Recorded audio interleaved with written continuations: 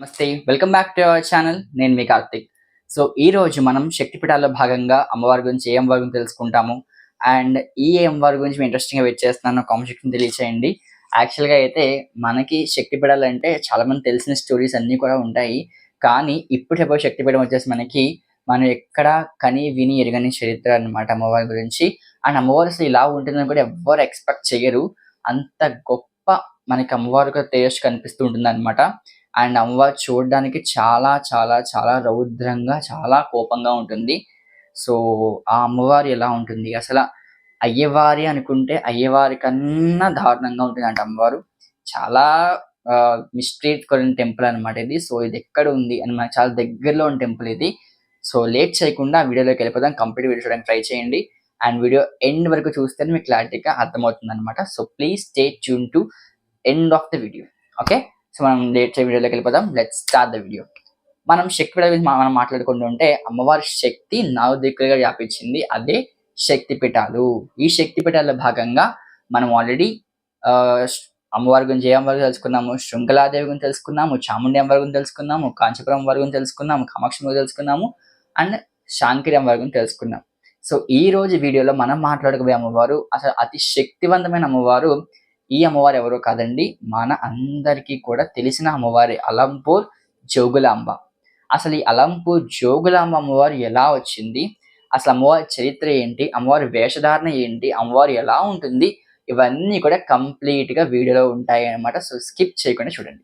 So, మనకి ఇదొక అష్టాశక్తి పీఠాల్లో ఒక శక్తి పీఠంగా మనం దీన్ని భావిస్తూ ఉంటాం అన్నమాట. ఇది అలంపూర్ అంటే గద్వాల్ ప్రాంగణం అనేది ఆ జిల్లా ప్రాంగణంలో మనకి ఈ యొక్క అలంపూర్‌లో జోగులాంబ అమ్మవారు దర్శనమిస్తుందన్నమాట అండి. సో, ఇక్కడ జోగులాంబ అమ్మవారి స్పెషాలిటీ ఏంటంటే అమ్మవారు చాలా రౌద్రకలతో ఉంటుందన్నమాట. అండ్ ఇంకో విశేషం ఏంటంటే ఇక్కడ అమ్మవారు మనకి ఒక పండు ముసలామె రూపంలో కనిపిస్తూ ఉంటుందన్నమాట అండి. సో, యాక్చువల్‌గా మనకి అమ్మవారు గొల్లల్లో ఎలా ఉంటుంది, కొంచెం జడ వేసుకోవడం, వెనకాల కొప్పు ఉంటుంది, ఇవన్నీ ఉంటాయి గదా! కానీ ఇక్కడ అమ్మవారికి ఎలా ఉంటుందంటే జోగులాంబ అమ్మవారికి శివుడికి ఎలాగైతే జటాజూటం ఉంటుందో అమ్మవారికి కూడా అలా జటలు కట్టేసి ఉంటాయన్నమాట. అండ్ ఇంకో విశేషం ఏంటంటే మనకి ఇక్కడ అమ్మవారు ఏకవస్త్రి. ఏకవస్త్రి అంటే ఏంటంటే మనకి అమ్మవారికి ఓన్లీ ఏకవస్త్రం మాత్రమే ఉంటుందన్నమాట. అండ్ ఆల్సో సంవత్సరానికి ఒక్కసారి అమ్మవారికి కూడా అభిషేకం జరుగుతుందన్నమాట అండి. ఆ అభిషేకం కూడా వసంత పంచమికి మనకి ఇక్కడ అమ్మవారికి 1000 కలశాలతో అభిషేకం చేస్తూ ఉంటారన్నమాట. అండ్ అమ్మవారు ఏకవస్త్రి కదా! ఆభరణాలైనా వేసుకుంటుందా అంటే, ఆ ఆభరణాలు కూడా ఆమె ఏమీ వేసుకోదన్నమాట అండి. అసలు అమ్మవారు ఒక వేషం ఎలా ఉంటుందంటే, ఒక పండు ముసలి అంటే ఒక చాలా ఓల్డ్ ముసలి వాళ్ళు ఎలా ఉంటారో చెప్పండి.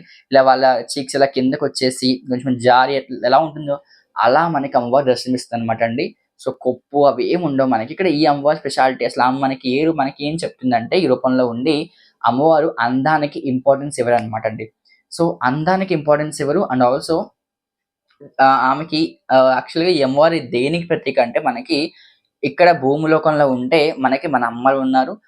అమ్మవారు కూడా ఉందని మనం నమ్ముతూ ఉంటాం. కానీ మనలోంచి జీవం బయటికి వెళ్ళిపోయిన తర్వాత కూడా మనకి ఈ జోగులాంబ అమ్మవారు మనల్ని కాపాడుతుందనమాట అండి. అది ఎలాగా అనుకుంటున్నారా? మనకి యాక్చువల్‌గా చాగంటి వరుసగా చెప్పారు గదండీ! సో, మనకి రుద్రభూమిలో పరమేశ్వరుడు ఎలా అయితే ఉంటాడో అంటే జీవుల్లోంచి జీవం బయటికెళ్ళిపోయిన తర్వాత జీవుడు బాధపడుతూ ఉంటాడు. అంటే ఇప్పటికి కూడా ఈ బాండింగ్స్‌తో ఉంటాము. ఈ బాండింగ్స్ అనేవి కూడా మనకి ఒకసారి కట్ అయిపోతే మనం బాధపడతాం కదా! అప్పుడు పరమేశ్వరుడు మనకి కాపాడుతూ ఉంటాడు. అంటే మనకి తోడుగా ఉంటాడు. మన పరమేశ్వరుడితో పాటు మనకి అమ్మవారు తోడుగా ఎవరైనా ఉన్నారా అంటే మనకి జోగులాంబ అమ్మవారు అనమాట అండి.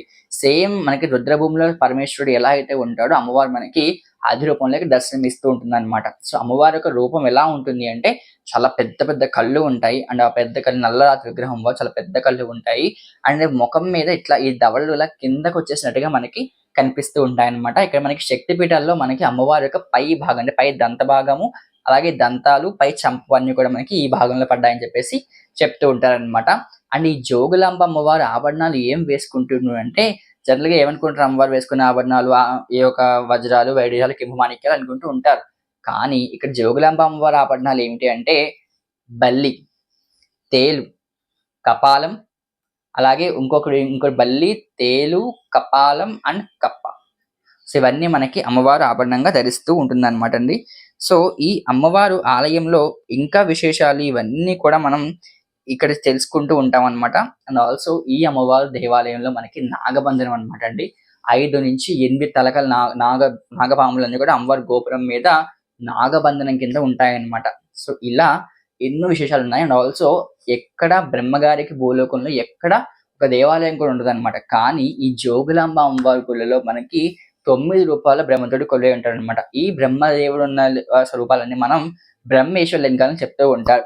యాక్చువల్లీ దీని వెనకాల పురాణ కథ ఏంటంటే మనకి ఒకసారి బ్రహ్మదేవుడు తపస్సు చేస్తాడనమాట. అంటే భృగుమహర్షి శాపం వల్ల బ్రహ్మదేవుడికి ఆలయాలు లేకుండా అయిపోతూ ఉంటాయి కదా! భృగుమహర్షి శాపం వల్ల ఏమవుతుంది బ్రహ్మదేవుడు భూలోకంకి వచ్చి తపస్సు చేస్తూ ఉంటాడు.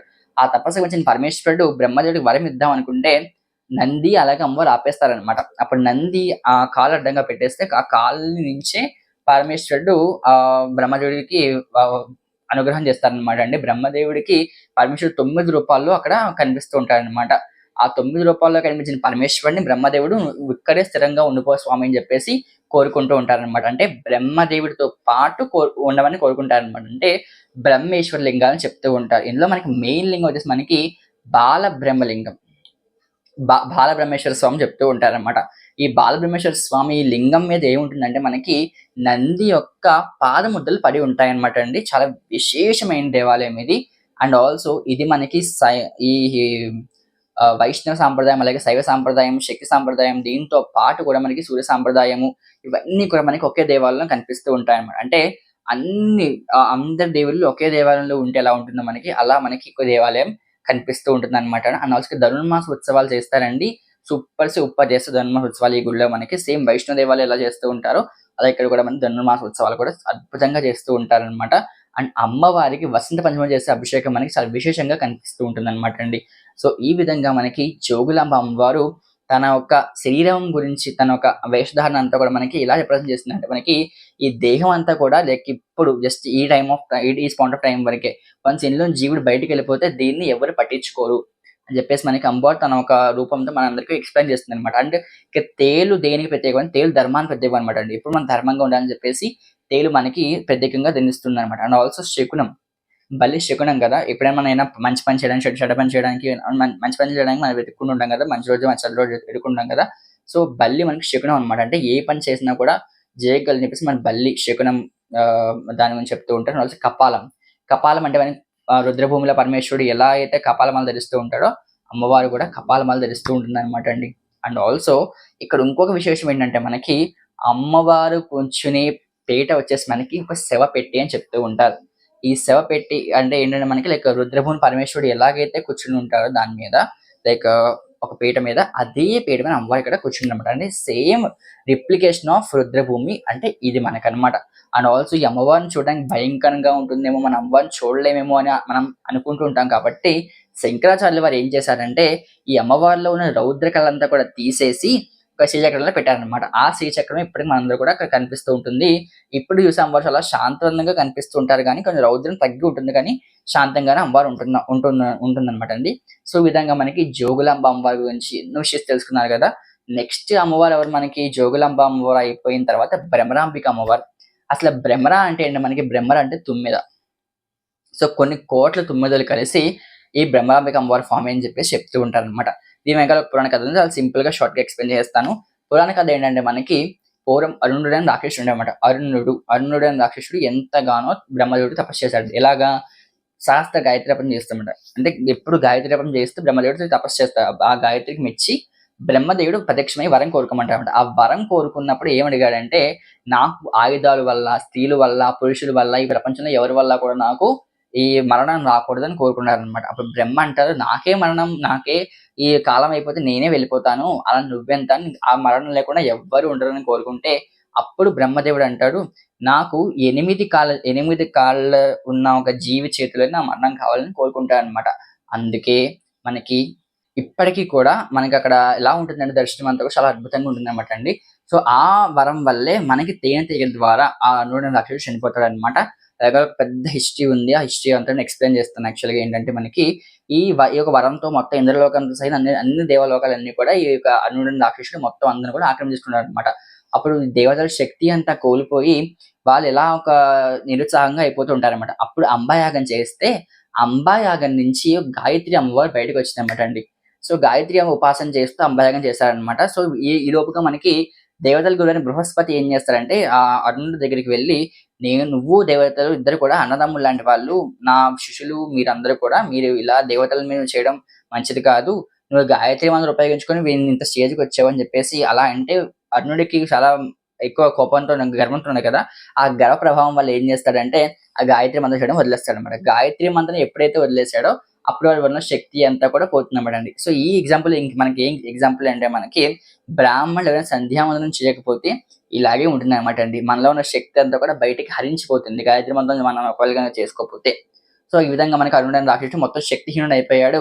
ఆ శక్తిహీనుడు అయిపోవడంతో పాటు ఇంకోటి ఏంటంటే మనకి తుమ్మెలు కొన్ని కోట్ల తుమ్మెదలు వచ్చేసి మనకి ఆ ఒక్క అరుణ రాక్షసుని చంపడం జరిగిందనమాట. అండ్ గాయత్రి అనుగ్రహం వల్ల ఈ దేవతలందరూ కూడా అమ్మవారిని అక్కడ కొలువై ఉండమని చెప్పేసి కోరుకున్నారనమాట. అందుకే బ్రహ్మరాంబిక అమ్మవారు ఒక రకమైన గాయత్రి స్వరూపంతో కూడా చెప్తూ ఉంటారనమాట. ఇకపోతే మనకి అక్కడ జ్యోతిర్లింగ కొలువైన మల్లికార్జున స్వామి. మల్లికార్జున స్వామి కూడా ఒక పెద్ద హిస్టరీ ఉందనమాట అండి. సో మల్లికార్జున స్వామి ఎలాగంటే మనకి ఆ ఊర్లో ఒక అద్భుతమైన రాజు ఉండేవాడనమాట. ఆ రాజు పేరు వచ్చేసి మనకి చంద్రగుప్తుడు. చంద్రగుప్తుడి కూతురు వచ్చేసి మనకి చంద్రవతి. సో వీళ్ళిద్దరు కూడా శివభక్తులు అనమాట అండి. చంద్రవతి ఏం చేస్తుందంటే రోజు కూడా సాయంకాలం శివుడికి పూజ చేసుకుంటూ ఉంటుందన్నమాట. సో ఒక రోజు ఏం చేసిందంటే మల్లెమాల తీసుకొచ్చి స్వామివారికి అలంకరణ చేసింది. సో శివుడు బోళశంకరుడు కాబట్టి ఏం చేశాడంటే ఆ మల్లెమాల ఇష్టపడి నీకేం వరం కావాలో కోరుకోమంటే, స్వామి నేనేసే మల్లెమాల ఎప్పుడు కూడా వాడిపోకుండా అలా మీ మీద ఉండిపోవాలని ఒక వరం కోరుకుందనమాట. అప్పుడు స్వామి అక్కడ ఆమె కోరిక మెచ్చి మల్లికార్జునుడిగా అక్కడ వెలిసారనమాట అండి. సో మల్లికార్జున సారి భ్రమరాంబిక అమ్మవారు అని చెప్పేసి చెప్తూ ఉంటారు. అండ్ ఇంక విశేషం ఏంటంటే మనకి కాశీలో 9 రోజులు ఉంటే మోక్షం వస్తుంది. ఓకేనా? అండ్ కాంచీపురం వెళ్తే మోక్షం వస్తుంది. అండ్ అరుణాచల్ గిరి ప్రదక్షిణ చేస్తే మోక్షం వస్తుంది. ఇలా మనం అక్కడికి వెళ్తే చూస్తే మోక్షం వస్తుందని చెప్తూ ఉన్నాం. కానీ శ్రీశైల శిఖర దర్శనం చేస్తే మోక్షం వస్తుందనమాట అండి. ఇక్కడ ప్రదక్షిణ చేసినా చేయకపోయినా దర్శనం చేసుకొని చేయకపోయినా కూడా శ్రీశైల శిఖర దర్శనం చేసుకుంటే మనకి మోక్షం వస్తుందని చెప్పేసి అన్ని పురాణాల్లో చెప్పడం జరిగిందనమాట. అండ్ బ్రహ్మరాంబిక అమ్మవారు కూడా అద్భుతంగా ఉంటుందన్నమాట. చాలా చక్కగా అమ్మవారు దర్శనమిస్తుంది. ఇక్కడ బ్రహ్మరాంబిక అమ్మవారి యొక్క మెడ భాగం ఇక్కడ మనకి ఈ ఒక శ్రీశైలంలో పడిందనమాట. సో ఇప్పటికీ కూడా అష్టశక్తి పీఠాల్లో బ్రహ్మరాంబిక అమ్మవారు, మల్లికార్జున స్వామి ఇద్దరు కూడా మనకి చాలా అద్భుతంగా దర్శనమిస్తూ ఉంటారు. అండ్ మన కోరిన కోరికలు తీర్చే కొంగు బంగారం అమ్మవారు అక్కడ వెలిసిందనమాట. అండ్ ఇంకా ఏమైనా పాయింట్స్ మర్చిపోతే మాక్సిమం అన్ని కవర్ చేసేసాను అనుకుంటున్నాను. పాయింట్స్ అన్ని కూడా కవర్ చేసేసాను అనుకుంటున్నాను. సో ఇలా యాక్చువల్‌గా ఇది చాలా 2 శక్తి పీఠాల గురించి చెప్పడం కాదు. చాలా డీటెయిల్‌గా ఎక్స్‌ప్లెయిన్ చేయాలి కాబట్టి సో మీకు ఇంత టైం తీసుకుంటున్నాను అనమాట అండి. సో మీరు నన్ను ఇంకా సపోర్ట్ చేస్తారనుకుంటున్నాను. ఇంకా లైక్ చేయండి, షేర్ చేయండి, కామెంట్ చేయండి, సబ్స్క్రైబ్ చేయండి. అండ్ ఫైనల్ యాక్చువల్‌గా మీకు ఇంకొకటి చెప్పడం మర్చిపోయాను. ఇదేంటంటే మనకి బ్రహ్మరాంబిక అమ్మవారు అలాగే ఈ యొక్క బ్రహ్మరాంబిక అమ్మవారు అండ్ ఆల్సో ఈమె జోగులాంబ అమ్మవారి యొక్క స్తోత్రాలు చెప్పడానికి ట్రై చేస్తానండి. జోగులాంబ మహాదేవి రౌద్ర వీక్షణ లోచనాం అలంపురే స్థితే మాత సర్వదా ఫలప్రదం. ఇక మనకి వచ్చేసి బ్రహ్మరాంబిక అమ్మవారు వచ్చేసి మనకి శివ స్థితే మాత శ్రీశైల శుభపీఠకే బ్రహ్మరాంబ మహాదేవి కరుణా వీక్షణ. మనకి అమ్మవారి యొక్క ధ్యాన శ్లోకాలు అనమాట. ఈ ధ్యాన శ్లోకాలన్నీ కూడా మీకు క్లారిటీగా ఉపయోగపడతాయి అనుకుంటున్నాను. మరి బ్రహ్మరాంబిక అష్టకం చదువుకోవడానికి ట్రై చేయండి. గాయత్రి అవతారం బ్రహ్మరాంబిక అమ్మవారి అష్టకం కూడా చదువుకోండి. ఎందుకంటే గాయత్రి అమ్మ బ్రహ్మరాంబిక అమ్మవారి ఇద్దరు ఒకటే కాబట్టి. సో ఈ విధంగా మనకి మొత్తం అన్ని కూడా ఈ రోజుతో మనకి 4 వీడియోస్ అయిపోయాయి అనమాట. 4 అమ్మవారిని తెలుసుకున్నామండి. సో 6 వీడియోస్ తెలుసుకున్నాం అనమాట. సో నెక్స్ట్ వీడియోలో అంటే అమ్మవారు ఇంకా ఏ అవతారాల్లో కొలువై ఉంది అండ్ ఆల్సో ఇలా ఎన్ని శక్తిపీఠాలు ఉన్నాయి మనకి నెక్స్ట్ వీడియో తెలుసుకుందామండి. సో అప్పటి వరకు కూడా మన ఛానల్ సబ్స్క్రైబ్ చేసుకోండి. శ్రీమాత్రే నమః. జై శ్రీరామ్.